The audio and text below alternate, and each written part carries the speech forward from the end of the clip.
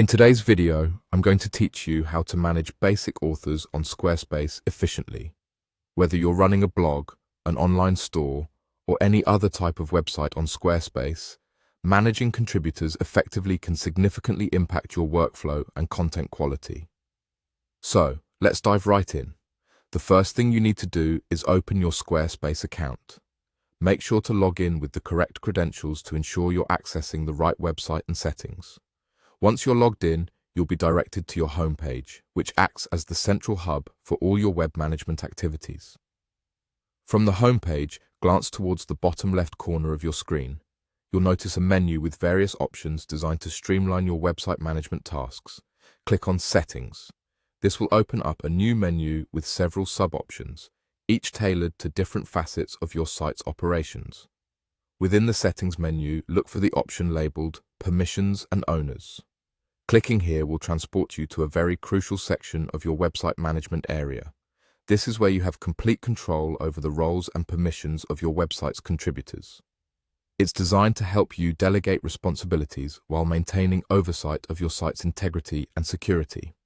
Now, if you want to add a new contributor to your site, which, for instance, can be particularly useful if you're expanding your content team or need extra help managing your site, here's how you do it. There's an option marked clearly for adding contributors. Click on this and select Add Basic Author. It's straightforward, and Squarespace guides you through the process with intuitive design elements. Once you've selected to add a basic author, you'll be prompted to enter their personal details. This includes basic information that identifies them within your team and helps personalize their experience on your site. But don't stop there. Enhancing their profile can be crucial for fostering a sense of belonging and professionalism. You can add an image and a bio, which not only makes communication smoother, but also provides a more engaging and relatable interface for other contributors to interact with. Adding these details can also be helpful down the line when your team grows larger, as it helps maintain a clear record of who contributes what to your website. After you've entered all the necessary information and you're satisfied with the profile setup, make sure you click Save. This action ensures that all your input data is stored correctly and the new basic author is now part of your website's contributors.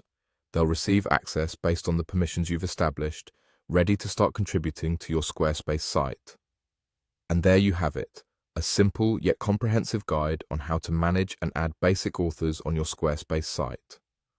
Following these steps will help you effectively manage your team, making it easier to coordinate tasks and maintain a high-quality content flow.